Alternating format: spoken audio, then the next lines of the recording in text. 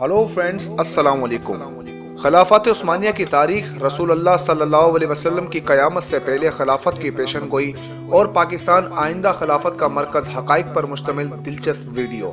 تاریخ اسلام کے طالب علم تو جانتے ہی ہیں کہ دین میں خلافت کی اہمیت کیا ہے اور خلافت خلفائے راشدین کے بعد کس کس دور سے گزرتی ہوئی 1922 میں ختم ہوئی اور امت مسلمہ کے سینوں پر وہ زخم لگا گئی جس کے زخموں سے آج بھی خون برس رہا ہے۔ یہ بھی حقیقت ہے کہ حضرت حسن رضی اللہ تعالیٰ نے خلافت کے بعد سے ملوکیت کا دور شروع ہو گیا تھا، لیکن اس کے باوجود مسلمان حکمران اپنے آپ کو خلیفہ ہی مانتے تھے، جس کی وجہ سے دنیا میں ہمارا ایک بھرم قائم رہا۔ بدقسمتی سے یہ عمارت 100 سال پہلے یہود و نصار کی سازشوں کی نظر ہو گئی۔ سب سے پہلے خلافت عثمانیہ کی تاریخ پر روشنی ڈالتا ہوں۔ بنو امیہ کی حکومت کے خاتمے کے بعد 132 ہجری میں خلافت بنو عباس کا قیام عمل میں آیا، جو 5 صدیوں تک قائم رہی۔ اس زمانے میں بغداد نہ صرف علم و حکمت کا گھر سمجھا جاتا تھا، بلکہ اس کا شمار دنیا کی طاقتور ریاستوں میں ہوتا تھا، جس کو ہارون رشید اور مامون رشید جیسے خلفاء نے قوت و حشمت کی بلندیوں پر پہنچا دیا تھا۔ مگر 8ویں خلیفہ متسم باللہ کے بعد عباسیوں نے اپنی ہوس و لالچ کی خاطر قبضہ کر لیا، پھر اس کا بھی خاتمہ ہو گیا۔ عین اس وقت جب مسلمانوں کا خون بغداد کی گلیوں کو سیراب کر رہا تھا اور تاتاریوں نے مسلمانوں کی زندگی حرام کر رکھی تھی، تب ایک دیندار گھرانے میں ایک بچے نے جنم لیا۔ اس کے والدین نے اس بچے کا نام عثمان رکھا اور اس کی بہترین پرورش کی گئی۔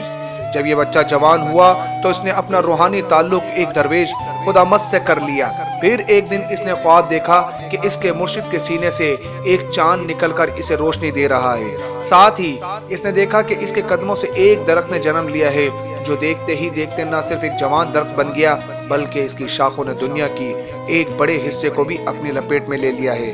اور اس کی کوکھ سے اس نے 4 پہاڑوں اور 4 دریاؤں کو جنم لیتے دیکھا۔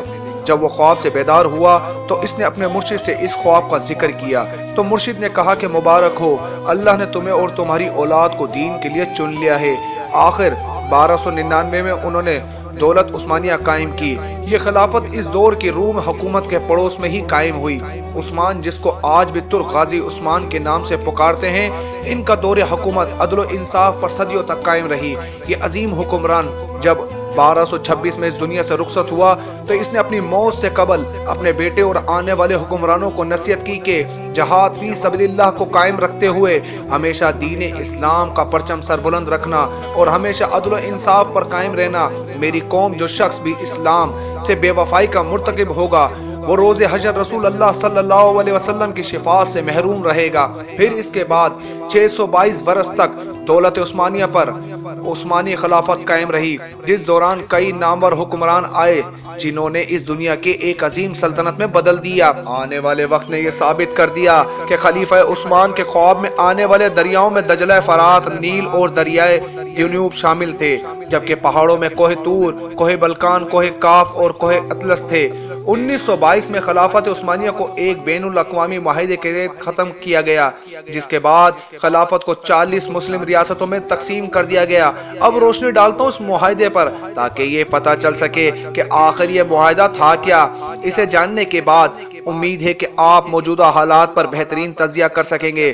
جب پہلی جنگ عظیم کے بعد ترکوں کو شکست کا سامنا کرنا پڑا، اس کے بعد اتحادی ممالک جن میں برطانیہ، فرانس جیسی دیگر قوتیں شامل تھی، انہوں نے معاہدہ کیا جس میں یہ شرائط منوائی گئی: سلطان کی تمام ذاتی املاک اور 3 بڑے عظیموں پر پھیلے اثاثوں کو ضبط کر لیا گیا۔ خلافت عثمانیہ جو کہ 3 بڑے عظیموں پر پھیلی تھی کو ختم کر دیا گیا، جس کے بعد 40 آزاد مسلم ممالک وجود میں آئے۔ ترکی جو اس وقت عالم اسلام کا مرکز تھا، اسے ایک سیکولر ریاست کا درجہ دیا گیا۔ ترکی پر آئندہ 100 سال تک اسلامی نظام و نفاذ کرنے پر پابندی لگا دی گئی۔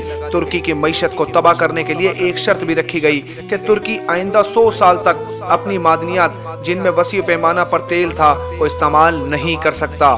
ترکی کی سب سے بڑی بندرگاہ فاسفورس کو آزاد کرتے ہوئے عالمی اداروں کے حوالے کر دیا گیا اور یہ شرط رکھی گئی کہ ترکی اس سے کسی قسم کا ٹیکس وصول نہیں کرے گا۔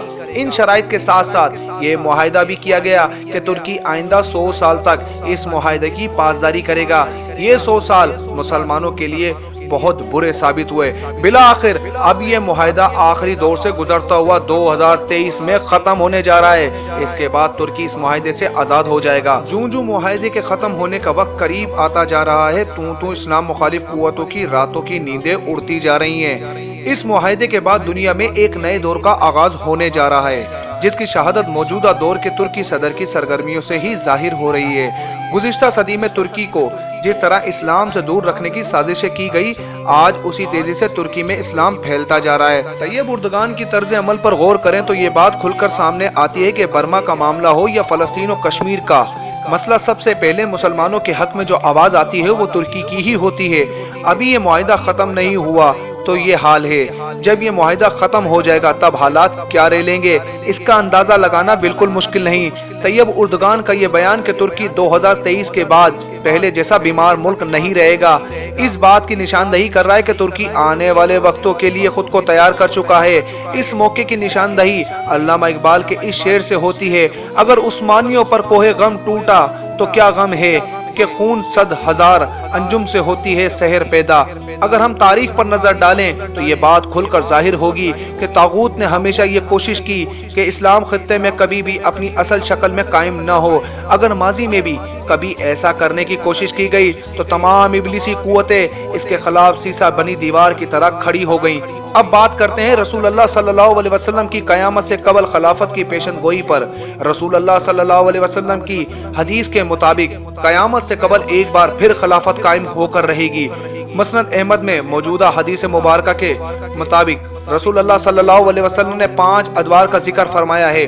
रसूल अल्लाह सल्लल्लाहु अलैहि वसल्लम ने फरमाया कि तुम्हारे अंदर नबूवत का दौर रहेगा जब तक अल्लाह चाहे, फिर अल्लाह इसे उठा लेगा जब उठाना चाहेगा। यानी जब तक रसूल अल्लाह सल्लल्लाहु अलैहि वसल्लम रहे वो दौर रहा। फिर रसूल अल्लाह सल्लल्लाहु अलैहि वसल्लम ने दूसरे दौर का जिक्र करते हुए फरमाया, फिर खिलाफत मिनाज नबुआ कायम हो गई।